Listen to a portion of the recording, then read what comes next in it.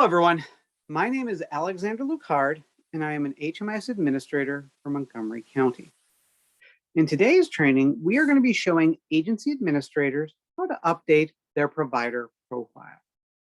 Now, only people with agency or system administrative access will be able to do what we're showing in this video, but it's okay if you have Case Manager 2 or Case Manager 3 level access, or even read-only access, because this is a good thing to learn in case you need to know how to do this down the road. After all, you never know if you might become an agency admin for your agency someday. So let's talk about updating the provider profile. And this is one of those things that we like for you guys to look at least once a year, because there's going to be information that you have that we might not have, such as a change in your program director, or if your phone number changes. After all, your HMIS team primarily talks to you through either email or Teams or Zoom, programs like that. It's usually a digital interaction rather than a direct phone call or a written address information. And sometimes your HMIS team is the last to know about something. It's just not information that would normally trickle down to us. Maybe no one thought about it or thought it would be relevant to us, but it turns out to be important. So that's where we need the help from you, the agency administrators, to keep an eye on this, go in about once a year, maybe every 6 months, and just make sure that the information under your provider profile is correct. Now, each program that your agency has will have its own provider profile. And we're going to go take a look at these now and just show you how to make sure the information is correct. To get there, you're going to click on the admin button. Again, remember, only agency and system administrators will have access to the admin button. We click on it, and that's going to take us to the admin dashboard. There's a lot of buttons here, but in this video, we're only going to choose provider admin because that's where your provider profile lives. Let's click on it now, and this will take us to all the different providers. And again, because I'm a system admin, I have access to all 315 programs that are currently in HMIS. But that doesn't necessarily mean that you're going to have access. So don't worry when you see that the list is this long. You can look up whatever program you need by looking up the name. So if you wanted, say, Bethesda Cares, you can just type in Bethesda, and it's going to show you things like Bethesda Cares Master List, if individual, any program that has that in their name, or in this case, Dorothy Day Plays Men's, probably because it used to be a program that had Bethesda Care in its name, or Bethesda in its name. So it used to be called Bethesda House way back in the day before its name was changed to Dorothy Day Plays Men. They consolidated 2 programs. But yeah, so that's why it's going to show up here. Or we could do MCCH. And you see MCCH's programs, things like that. Again, you're not going to have all this like I do. And as you can see, we've got 315 programs. So we're just going to grab one. Let's grab, because this is a training site, it really doesn't matter, and we can monkey around and it'll be okay. Let's grab Ashmore. And when we click on Ashmore, it takes us here to all these different buttons. And again, the only thing we're going to talk about today is your provider profile. We want you to update this about once a year. So let's take a look at what's here. Update history, last update request. This will be, and of course there are no update requests here because this is the training site. But if we, your HMIS team, myself, Beza, Ashley, we want to send an update like, hey, we think this information needs to be updated, we click the send update email, and it would send to the person listed as your person in charge here. And there's a very good potential this is out of date because this is the training site, and the training site never gets its information here updated, which is great to use because it's a good learning opportunity so we can show you how to update. But as you see, you might get an email like this from us where we're going to say, hey, can you please update this?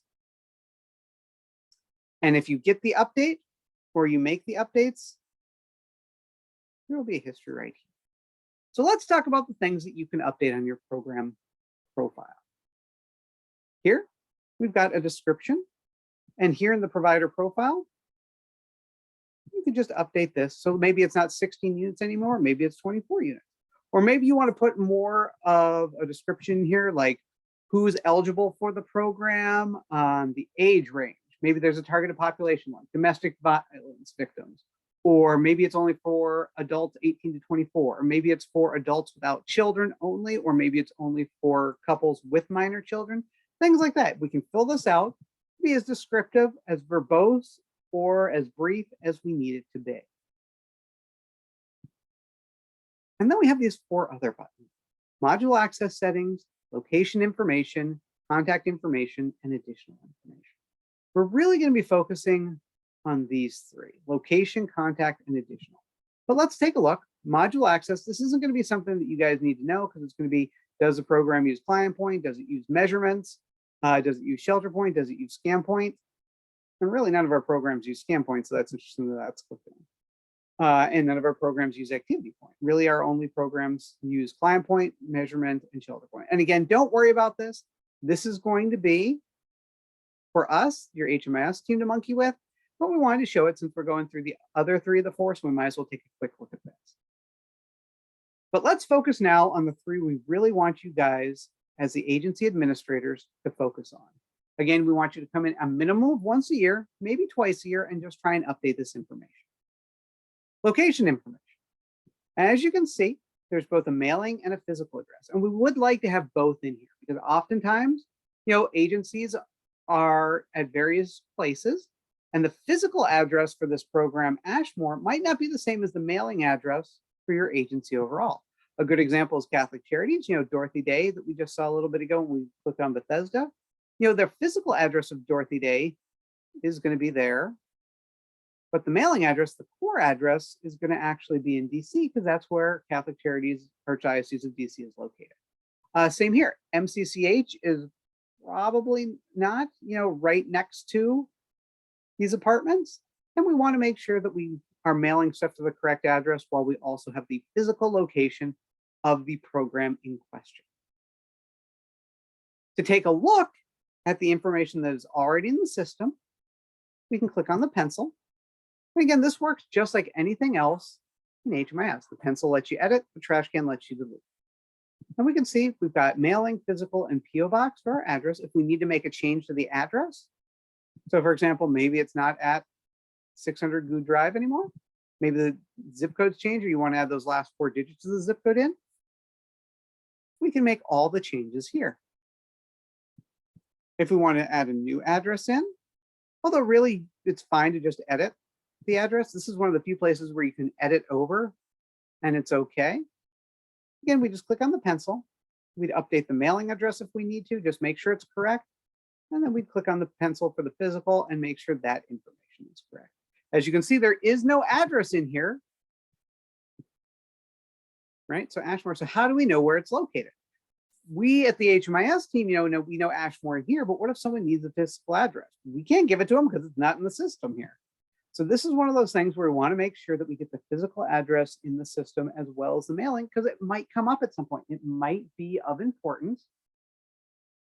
And we want to make sure that we grab that. Someone might go, hey, can you give us a report of everything in a certain zip code or within a certain mile radius of a location? So we always want to make sure that your physical address and your mailing address are here in the system.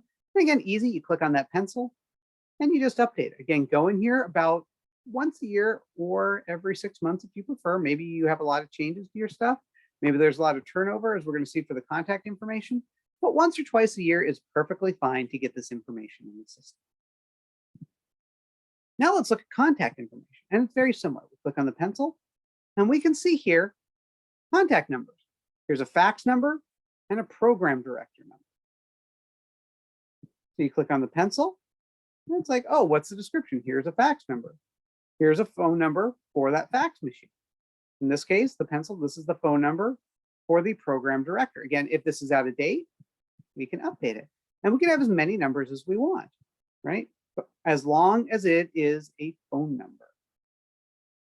So maybe it's a phone number for your program manager. Maybe it's a phone number for your program director. Maybe it's a phone number to contact the agency as a whole.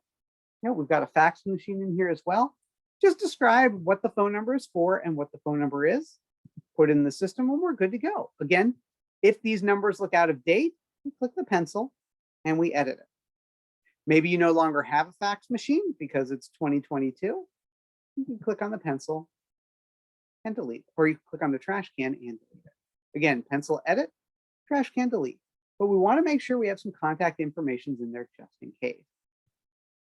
And then finally, we have our contact personnel. In this case, it says person in charge, Carolyn Amspaugh. Maybe they still are, maybe they aren't. I have no idea when this was last done because this is the training site. So we just want to make sure the information is correct. We get the title in, telephone number, description, and an email. Click the pencil, we can update. You see, the name can be whatever you want, the description can be whatever you want, title, these are all blank fields. We want to get an email and a phone number. Website address is optional.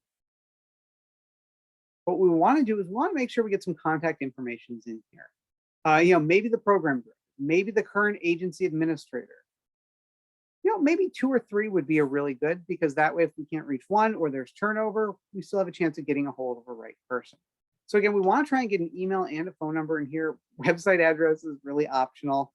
Notes if needed, like maybe prefers email or works second shift or something like that. So we understand when is a good time to contact them if there's an emergency or something like that.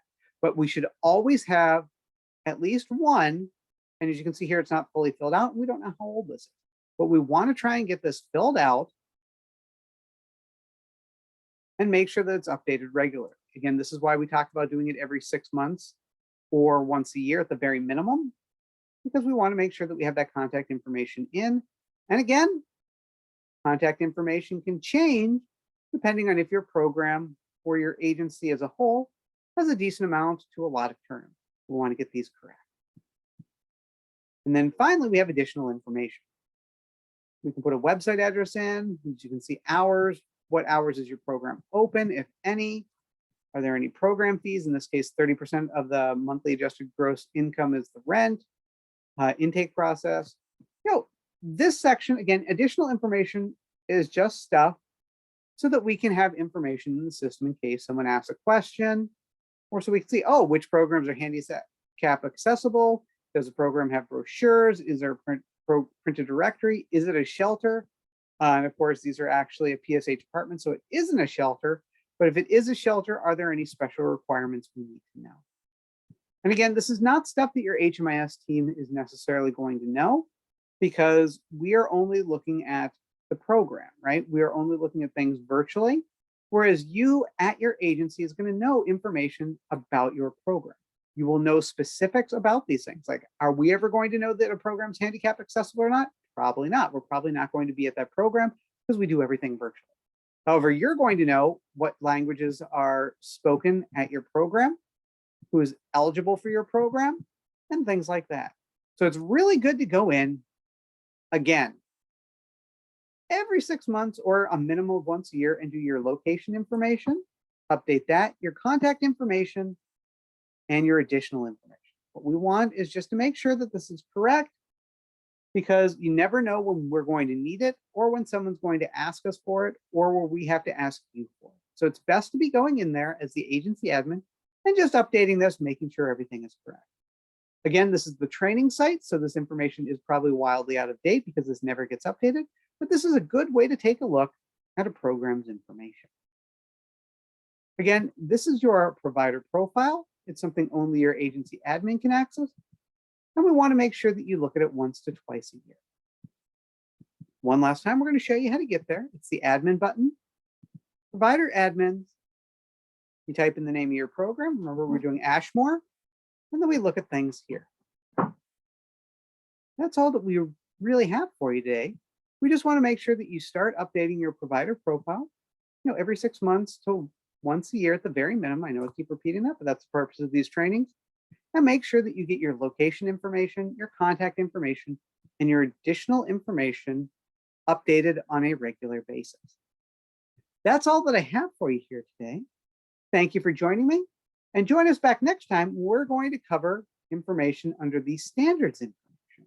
The third video in this series will cover the bed and unit inventory, and I look forward to joining me for both of those trainings. Thank you very much. Have a great day.